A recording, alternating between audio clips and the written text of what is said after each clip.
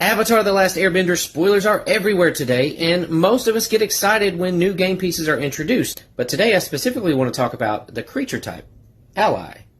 While the new cards are focused on airbending, waterbending, firebending, and earthbending, historically allies have cared about enters the battlefield. So today let's talk about Katara the Fearless. Because if a triggered ability of an ally you control triggers, that ability triggers an additional time. This is always a popular effect. So today I want to give you some of my top variants from the history of Magic that you want to pick up now before the prices continue to go up. The first is Harabaz Druid. I love green cards and I love mana dorks, and Harabaz Druid does exactly what you need. It says add X mana of any one color to your mana pool, where X is the number of allies you control.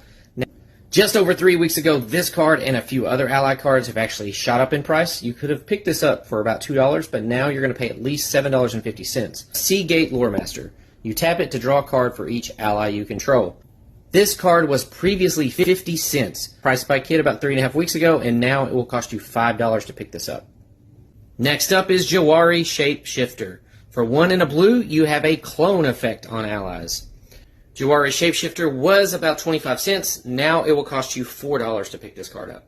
The rest of these are relatively still inexpensive, so make sure you go ahead and pick these up if you're going to be building an allies deck. We have Tuk Tuk Scrapper. When it or another ally enters the battlefield under your control, you may destroy target artifact.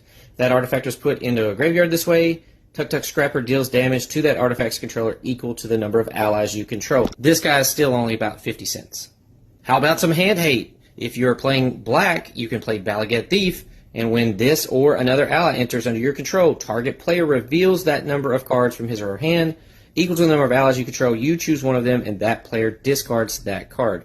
So this card is still sitting around 25 cents. How about an alternate win condition? Well, Halamar Excavator is exactly what you need. When it or another ally enters under your control, target player mills the top X card, where X is the number of allies you control, and this just keeps happening as you play more and more allies. Fine, this is only 5 cents.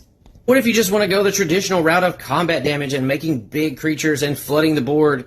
Well, Kazul Warlord is exactly what you need for that. For 5 mana, you have a 3/3 that says when it or another ally enters the battlefield, you may put a +1/+1 counter on each ally creature you control.